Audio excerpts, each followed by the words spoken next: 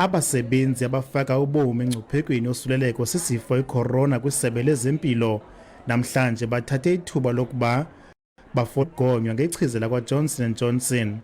Aba basebenzi bafuna ukhuseleko labo, ukhuseleko labanye abasebenzi, izigulane neentsapho zabo kusuleleko lesifo esibhubhisayo.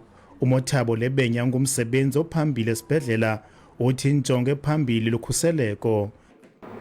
Livuyo kum uba lapha ndithethe njengomnye umntu ogqiba ukuba ndivaccinathiwe ngoku, ndihleli 15 minutes nda-observwa and yaye ndinovuyo because ndikholela ukuba andikhuseli mna ndodwa kodwa ndikhulisela nabantwana bam nefemeli yam kunye necommunity yam. Bahambi oogqirha bazibeka ngaphantsi bazeka mzekweni, isitofu sadibana nokutya kwaso.